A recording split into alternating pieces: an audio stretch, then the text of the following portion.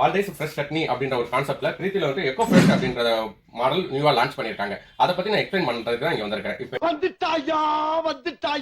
என்ன அப்படின்னா, நம்ம நார்மல் மிக்ஸி ஜார்ல கிரைண்ட் பண்ணி வைக்கிற சட்னி ஒரு 2 ஹவர்ஸ்ல 3 ஹவர்ஸ்ல வந்துட்டு அது வந்து மேல டேஸ்ட் மாறிடும், மேல வந்து ஒரு லேயர் மாதிரி பறந்துடும். அது மாதிரி இல்லாம இது ஃபுட்னஸ் ஏர்லாக் பம்ப், இது மூலமா வந்துட்டு நம்ம உள்ள இருக்க கார்போஹைட்ரேட் ஏரை எல்லாமே வேக்கம் பண்ணி எடுத்ததுக்கு பின்னாடி வந்துட்டு அது வந்துட்டு நம்ம கிரைண்ட் பண்ணிட்டு திரும்பி யூஸ் பண்ணி திரும்பி வந்து கண்டெய்னர்ல நம்ம ஸ்டோர் பண்ணி வச்சிட்டோம் அப்படின்னா, ஸ்டோர் பண்ணி வச்ச பின்னாடியும் வந்துட்டு இந்த ஃப்ரெஷ்னஸ் ஏர் லாக் பம்ப் மூலமா நம்ம அந்த உள்ள இருக்க வேக்கம் எடுத்துட்டு நம்ம ஸ்டோரேஜ் பண்ணி வச்சோம்னா 8 ஹவர்ஸ் கழிச்சு நம்ம எடுத்தோம்னாலும் அதே டேஸ்ட் அதே சுவையோட இருக்கும், ஃப்ரெஷ்ஷா வந்துட்டு இருக்கும். நம்ம பறிச்சு நம்ம எப்படி சர்வ் பண்றோமோ அந்த அளவுக்கு ஃப்ரெஷ்ஷா இருக்கும். அந்த ஒரு கான்செப்ட் தான். இன்னொன்னு வந்துட்டு ஜூசர் ஜார் ஒன்று இருக்கு. ஜூசர் ஜார்ல வந்துட்டு அதே மாதிரி தான் ஜூஸ் பண்ணி வச்சு 4 ஹவர்ஸ் வரைக்கும் நம்ம வந்துட்டு இந்த கண்டெய்னர் ஜூசர் கண்டெய்னர்ல யூஸ் பண்ணி ஃப்ரெஷ்னஸ் ஏர் லாக் பம்ப் மூலமா அந்த வேக்கம் எடுத்துட்டு வச்சுட்டோம் அப்படின்னம்னா அது 4 ஹவர்ஸ் வரைக்கும் அதே ஃப்ரெஷ்னஸோட இருக்கும்.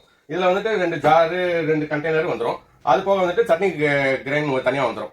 இது வந்து 5 years motor warranty, 2 years product warranty, life long free service வந்துடும். Okay, thank you. நன்றி நன்றி நன்றி.